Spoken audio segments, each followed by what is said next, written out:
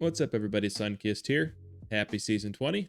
As most of you are aware, we can now play as ghouls in Fallout 76, and I'm sure this update has brought a few new players or some returning players that haven't played for a while, especially those that maybe joined during the Fallout TV show. I know the ghoul character was kind of everybody's favorite character, so now we can actually play as a ghoul. Oh, so hopefully, decent amount of people came back to the game.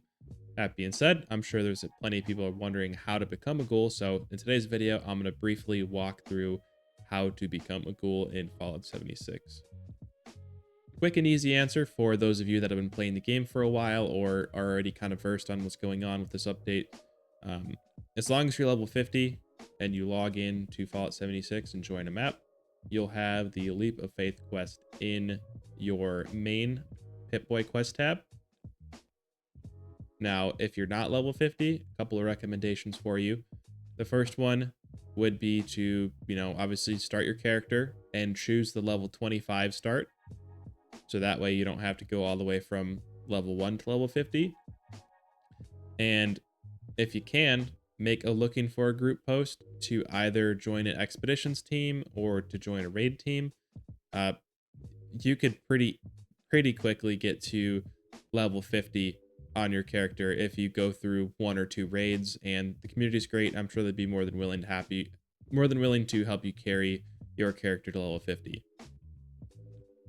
That being said, though, there is a new route to get to level 50 that Bethesda did release. If you do want to go this route, I don't think you need to. It's pretty easy to get to level 50. But if that's something you're interested in, there is a new thing in the Atom Shop under the account tab where you can boost your character to level 50. As long as you're loaded into the map, you can boost your character to level 50 if you purchase this.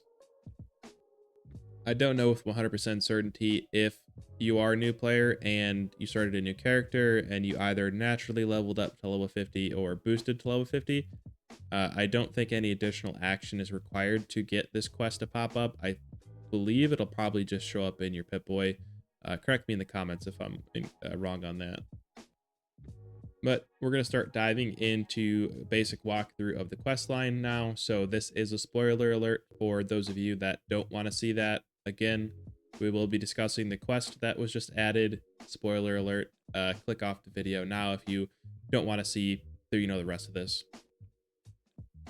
So as you kind of saw in the background, first step of this quest line is going to be tuning into the distress signal and listening to the message on there.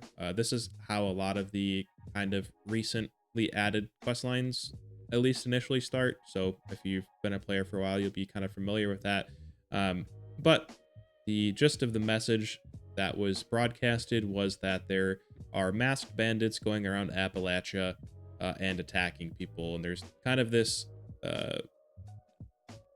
drape of mystery around the message. So, it leads you to the White Springs to go and check on somebody that was injured by one of these bandits. Once you find the injured person in White Springs, their name is going to be Lehman. And, like I said, they were attacked by a masked bandit who will later be revealed as a ghoul, as I'm sure many of you have already guessed. But essentially, he came to the White Springs to check up with a responder's doctor and tend to his wounds when he found out that he has severe radiation poisoning and only has a few weeks left to live. From there, the White Springs doctor will eventually kind of tell you about a radiation specialist that is up on the northeast side of the map, and essentially that's kind of where your actual questing is going to really begin. You go up there. So once you've got to the general area of where the quest marker is, it's one of those things where you have to find something within the area. You'll eventually stumble upon the hillside and cavern and enter that. Once you get to kind of where the quest marker is, you're going to find that Lehman has ran into a ghoul named Asher, which is kind of like the leader of the faction, it would seem here. And then also you're going to run into another ghoul named Parthenia. And the writing is actually pretty good. I would urge you to actually listen to the conversation and kind of hear of the plight that is being a ghoul, especially considering that Fallout 76 takes place only 25 years after the bombs drop. So kind of the culture of how ghouls interact with humans was still relatively new. And it's kind of cool to hear, you know, Asher and Parthenia's side of that story. But essentially the justification as to why that this masked bandit group has been attacking people is that they've tried to be peaceful in the past and just ended up being attacked by humans. So they've kind of just went on the offensive, if you will. So once it's revealed that your ultimatum essentially is to either become a ghoul or to die, at least for Lehman, you're going to need to go to Emmett Mountain to get some uranium ore so that it can be used for the, the formula or whatever that turns you into a ghoul. So basic fetch quest, if you will. You go with Asher and kind of get a preview of kind of the interactions they typically have with humans. But once you have that, you're going to come back to the Hillside Cavern. Once you get back to the, Hillside Cavern hideout area, you're going to return to a, pondering Lehman, really trying to decide if he really wants to become a ghoul. Of course, I already knew immediately, turn me into a ghoul right now, please. But, he's got some moral quandaries to work through, and you're going to chat with him about that. But then ultimately, Parthenia will kind of give you a spiel about, what she's really trying to do and some sort of scientific advancements that, she's hoping to make.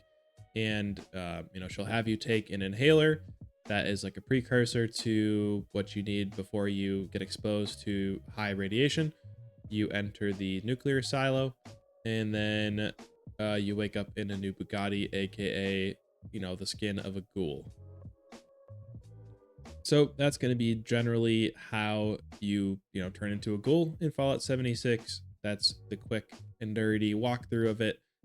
In all, it took me about 45 minutes, and I wasn't really skipping many of the dialogue lines, and I was kind of trying to soak in the environment and the quest line itself.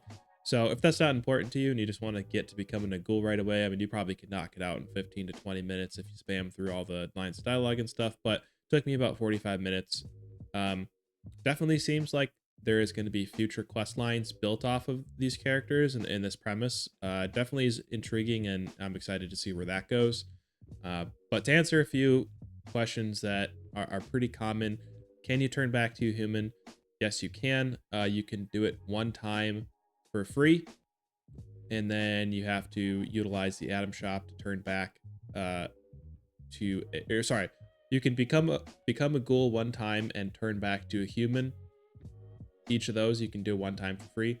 But if you'd like to, become a ghoul, turn human, and be a ghoul again, you do have to pay for that, or you have to start a new character. So I just want to put that out there right away. But yes, it is possible. Now, some of the quest lines you're going to be kind of locked out of temporarily until you put on a disguise. That the disguise specialist within this, kind of HQ is able to provide for you. And what that's going to do is allow you to progress on those main quest lines and, not let anybody know that you're a ghoul, essentially.